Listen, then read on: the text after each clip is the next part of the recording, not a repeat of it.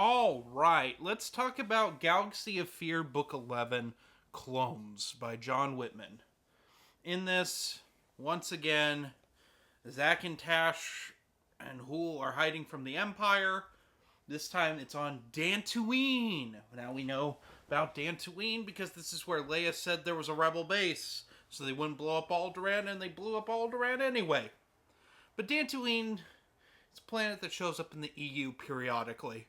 There's a lot of ties to the Jedi on Dantooine, and in this,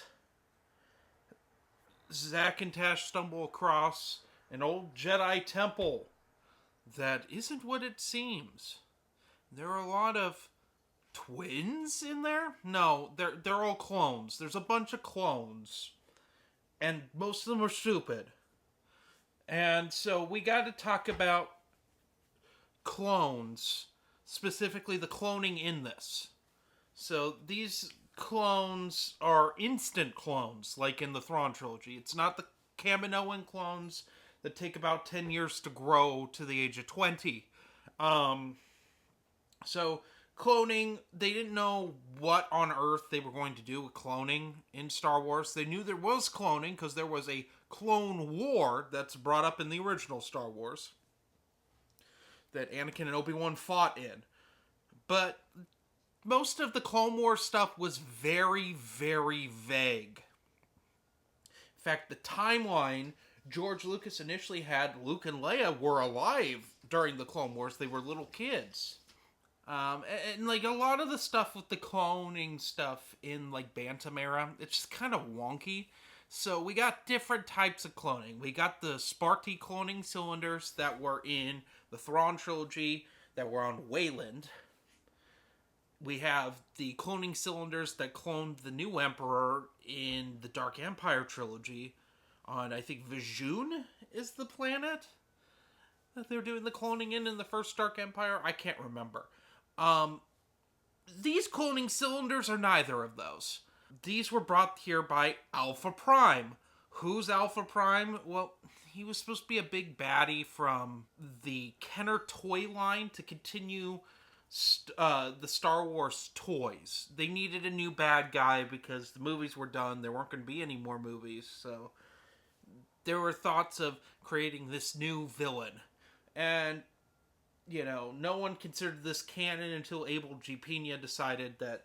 No one considered this canon until Abel G. Pena put this character in Skywalkers and started retconning things that...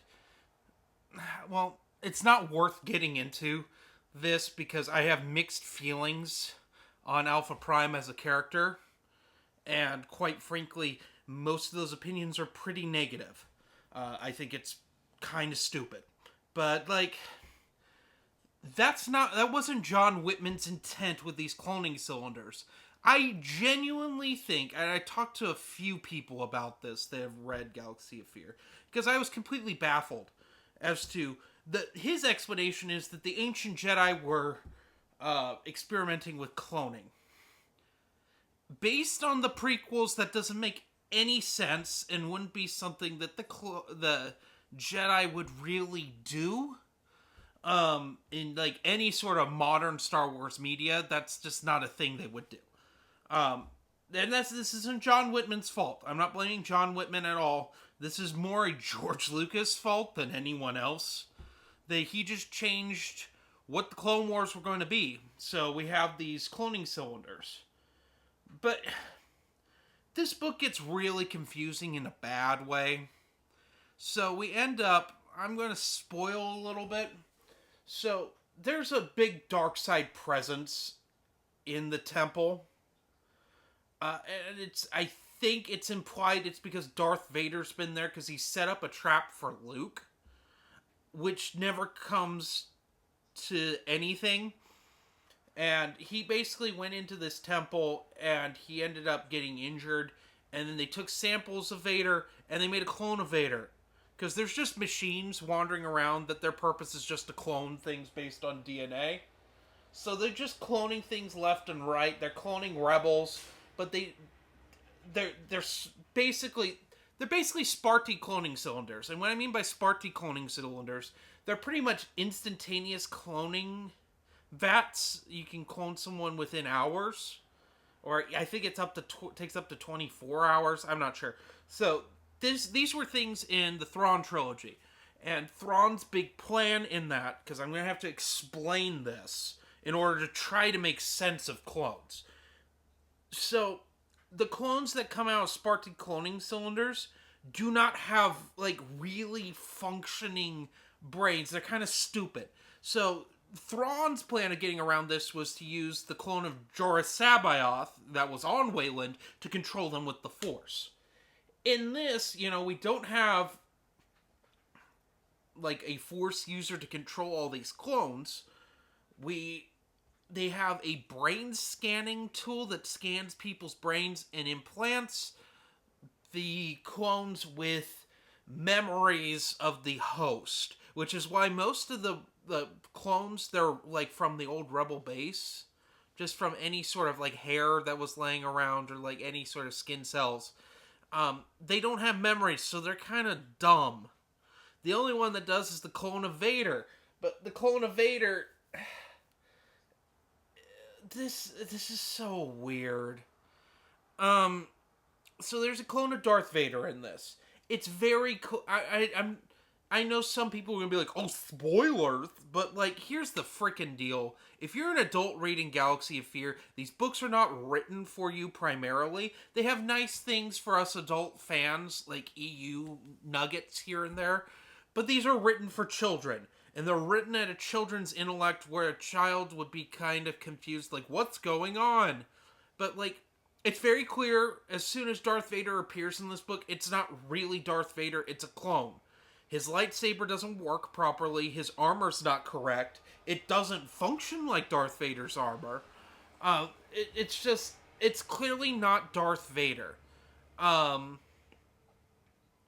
then, so we have a Darth Vader clone. We have clones of rebels that have names that mismatch who they actually are.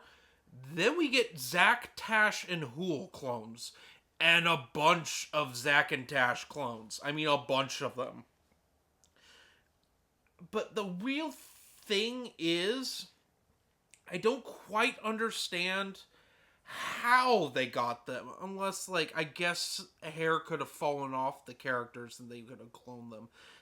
John Whitman tries to, like, say that, like, the brain scan cloned them, like, but that doesn't make any sense in the logic of Star Wars. And it doesn't make sense in the book. Because they make it very clear, Vader makes it very clear that Vader was cloned because he bled a little bit. Like, Darth Vader, he's an unstoppable force, but he does get mangled periodically. Survives, usually triumphs, but he gets mangled. Yeah, and so it makes sense that he bled somewhere and they cloned him. But, like, it becomes really confusing in this book, especially with the Tash clones.